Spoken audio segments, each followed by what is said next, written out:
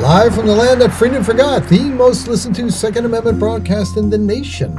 We can't beat any of these gun control initiatives at the state level or the federal level anymore. It looks like everything has to go to the Supreme Court. We're fortunate that the court is 5-4 right now. I still have a standing offer to anyone out there. If they want to take Ruth Bader Ginsburg zip lining, I will pay for the entire trip. Anthony Colandro hosts a pro-gun podcast for about 1 million listeners a week. I'm mic'd up, so careful what you say, because Vice News is the fucking enemy. And he's the owner of a gun shop and shooting range in suburban New Jersey. I noticed your business card says that you're a capitalist marksman. I own Capitalist Marksman. I trademarked it. I own the domain, and I have it tattooed on me. See? Capitalist Marksman. Oh, yeah. There you are. Right there. All right. With the all-seeing What does that eye. mean, though? I'm a capitalist, and I never miss. Tune in. Gun for Hire Radio 416. Scott Bach is going to be on the show. Colandro didn't build a podcast and social media empire by being a nice guy. He takes a hardline view on gun rights, a position that sometimes even puts him to the right of the National Rifle Association, like when it supported President Trump's ban on the bump stock. But last month, after years of agitating for change as an outsider, he won a seat on the NRA's board, just in time for its worst crisis in decades. You picked a hell of a year to join the board of directors of the NRA. I don't know anything else. I tell people I own a gun range in New Jersey. How much worse could it get? I can pretty much handle anything. Anything, in this case, is an NRA that seems to be in disarray. In April, a series of news reports revealed that the organization, which is technically a nonprofit, is running out of money, while executive compensation has skyrocketed. That's drawn the attention of the Attorney General of New York, who's now investigating whether the group truly deserves its tax-free status. And there's palace intrigue. At the annual convention last month, then President Oliver North tried and failed to oust CEO Wayne LaPierre. Are you proud of your freedom?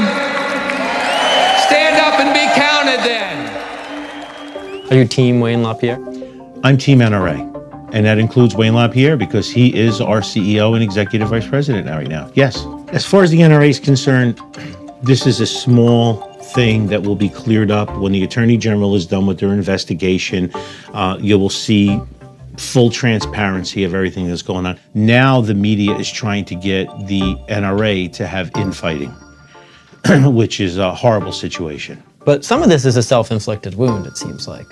You had Ollie North stand up and actually threaten Wayne LaPierre and try to actually kick him out of power. I mean, that infighting is real. That's not invented. Oh, yeah, of course. But what corporations don't have infighting? There's always going to be boardroom antics that go on. You load, close the cylinder, safe direction. Colandro's full-throated embrace of the NRA has surprised some people who hoped he'd be more of a force for change. I mean, as far as the people who follow you and love your social media and your podcast, some of them were pissed off. So why was that? Yeah, well, because they've lost faith in the NRA, and I think the NRA has done a great job, but I think they do a horrible job of selling what they're doing. Could you imagine New York, New Jersey, and California, the most oppressive anti-gun states? These three states, we, the people who stayed in the states, the fighters, backed 100% by the NRA, will create the wins that all of the middle states that tell us, move, why are you there? No, somebody has to take a stand. So forget the infighting, executive compensation or whatever. My eyes are on the prize. Make sure you get both ears. Easy. I'm not carrying the party line for the sake of carrying the party line.